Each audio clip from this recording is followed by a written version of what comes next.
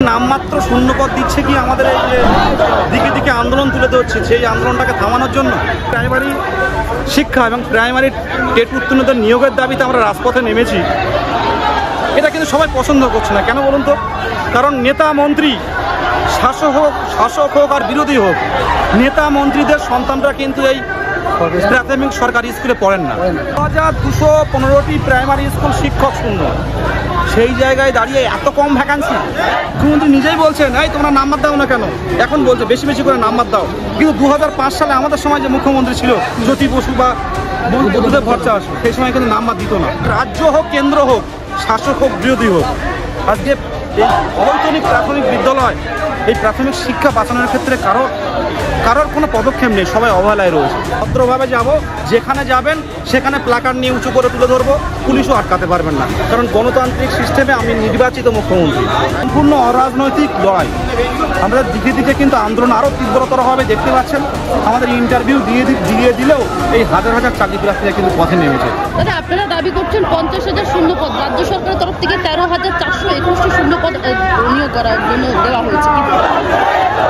দেখুন, মুখ্যমন্ত্রী জেলায় জেলায় বলছেন যে 1 লক্ষ শূন্যপদ আছে, এবং আমাদের প্রাইমারি শিক্ষা পর্ষদ সভাপতি মাননীয় গৌতম পাল মহাশয় বলছেন যে নিয়োগ ঠিকঠাক হলে 50,000 নিয়োগ হতে পারে।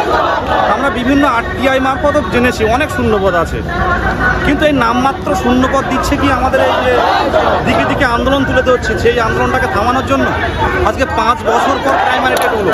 2017 সালের দীর্ঘ 5 বছর পর এই 2022 সালে রেজাল্ট পাবলিশ করে অলরেডি 3 বছর পেরিয়ে গেছে। সাথে আবার 23 স্টেট নিল, দুটো ফ্রেশ স্টেট রয়েছে। পশ্চিমবঙ্গের ইতিহাসে এই প্রথম এত কম ভ্যাকান্সিতে 4টে টেট উত্তীর্ণরা ইন্টারভিউ দেবেন। আমার কথা হচ্ছে যেখানে যে আপনারা জানেন, খোদ বিকাশ ভবন তথ্য দিয়েছে শিক্ষা দপ্তরকে, রাজ্যে 2215টি প্রাইমারি স্কুল শিক্ষক শূন্য।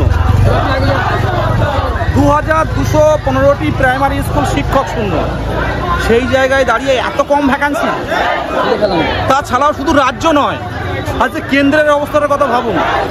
ডিজিটাল ইন্ডিয়ার নামে নরেন্দ্র মোদী সরকারের মানব সম্পদ উন্নয়ন মন্ত্রক কী কাজ করছে, যেখানে 1 লক্ষ স্কুলে 1জন শিক্ষক। শুধু রাজ্য নয়, এই এলিমেন্টারি এডুকেশন সরকারি প্রাইমারি যে বিদ্যালয়, এই অবহেলা শুধু এই রাজ্য সরকার নয়, এই সরকার নরেন্দ্র মোদী সরকারও করছে। কারণ কেন্দ্রে 1 লক্ষ স্কুল শিক্ষক শূন্য।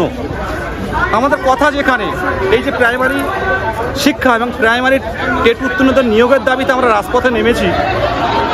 এটা কিন্তু সবাই পছন্দ করছে না। কেন বলুন তো? কারণ নেতা মন্ত্রী, শাসক হোক আর বিরোধী হোক, নেতা মন্ত্রীদের সন্তানরা কিন্তু এই প্রাথমিক সরকারি স্কুলে পড়েন না, কেউই পড়েন না। পড়ে কারা? গরিব, মেহনতি, নিম্ন মধ্যবিত্ত ঘরের সন্তানদের ভরসা। আজকে সেই জায়গায় তারা উদাসীন থাকবে, কিন্তু এটা হতে দেব না আমরা। আজকে একটা নির্বাচিত গণতান্ত্রিক পদ্ধতিতে সরকার, তাদের দায়িত্বের মধ্যে পড়ে এটা। আমরা কিন্তু এটা হতে দেব না। প্রাথমিক শিক্ষা বাঁচাতে হবে, নাহলে আগামী দিনে আজকে নিম্নবিত্ত আমার আপনার যে গরিব মানুষ, চায়ের দোকানদার, রিক্সাওয়ালার সন্তানরা কোথায় পড়বে? বেসরকারি স্কুলে যাবে? আজকে বলতে পারবেন 2010 সালের পর কটা প্রাইমারি স্কুল তৈরি হয়েছে? বলতে পারবেন না।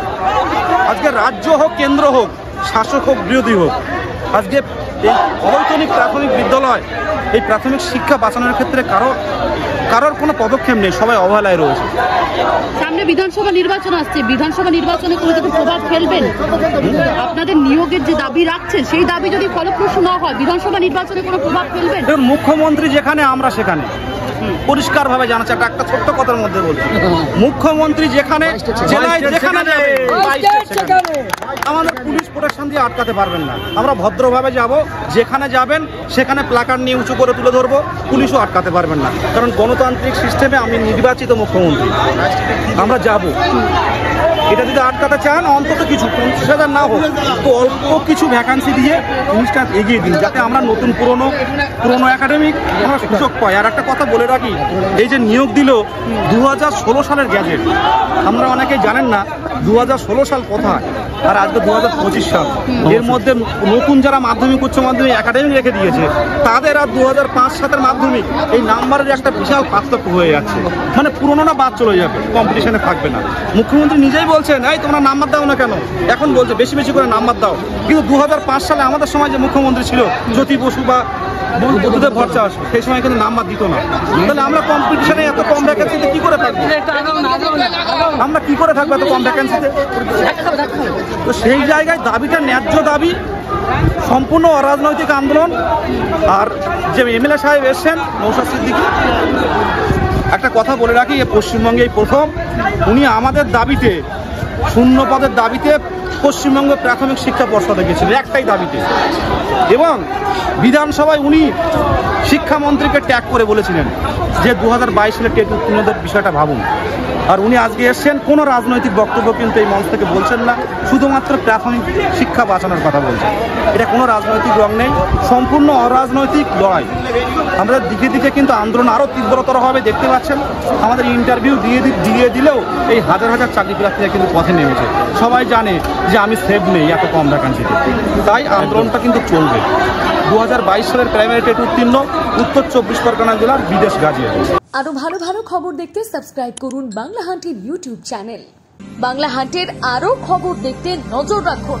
বাংলা খবর মানেই বাংলা হান্ট।